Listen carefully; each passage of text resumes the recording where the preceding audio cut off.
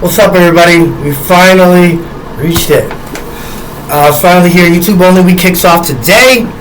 It's also the host's birthday, July 25th, 1988 to 2022. I was born in UMass Hospital in Worcester, Massachusetts on this day 34 years ago. Holy shit, I'm getting old. Wow. Anyways, yes, anywhere between July 18th and 26th, but the vets get in there for no later than the 26th. That was my call to the training camps. We got a couple weeks of camp, 3 preseason games, and then finally September 8th, 2022, it's the Buffalo Bills at the Los Angeles Rams as the regular season kicks off. The defending world champs will have a shot at their next title on that day as well. We have lots to talk about, so sit down and let's start to the 400th episode. Another big episode in our journey, and it's the 413th episode, or the 413 episode. If you're a former player, no matter what level that you achieved, and you happen to represent the city of Springfield, Massachusetts, I'm gonna need you on this episode. Point blank, period.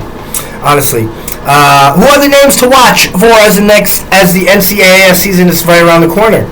Over the next few days, we will go through the signal callers and the impact of having a good quarterback and having a good year for these draft prospects and what it's going to do for them.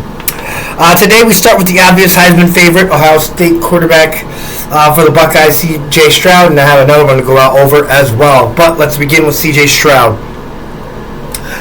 Coleridge, C.J. Bernard Stroud IV is Ohio State's quarterback. His name might be new to some of you, but after you hear my piece on the Heisman hopeful, you might just leave the remote alone when a Buckeyes game comes on the television. Excuse me. CJ has quietly broken some big records, including passing yards in a game with 571, and was back up on the team as Chicago Bears quarterback Justin Fields when he was there in college. No pass attempts, but he showed off the speed, jukes, and athleticism on a single run of 48 yards for a touchdown. That was in 2020. Now in 2021, Justin declared eligible for the draft, and CJ was named starter as a redshirt freshman. Over passers Quinn Ewers and Jack Miller III. They were bums out. Head coach Ryan Day on naming CJ as starter. He has great leadership skills, tremendous accuracy, and a few of the many reasons of why he's our guy. Great decision, coach, honestly. CJ started every regular season contest but won that year, and it was against Akron, but he got first team all Big Ten honors, 6-time Big Ten Freshman of the Week award, a Davey O'Brien finalist, and the only Ohio State quarterback in history to throw for 5 touchdowns against interconference foes 5 times. Let that number sink in, folks. Entering this year in style against Utah in the Rose Bowl. They were down 14 at one point and won a thriller 48-45, where Stroud set personal and Rose Bowl records with a 573-yard passing performance. Everything is pointing towards the Buckeyes having the same year as last offensively, so I assume he will be the top quarterback in next year's NFL draft, even over Will Levis, who we will talk about later in this episode. Speaking of Will, we'll discuss him in depth and see why last year was his only first year as a starter. Speaking of Will Levis, we'll discuss him in depth, and yeah, that's going to be tomorrow. But we have another quarterback to talk about today, and that is Alabama's Bryce Young. This guy is a demon on the run, let me fucking tell you. He does all the small things you love well.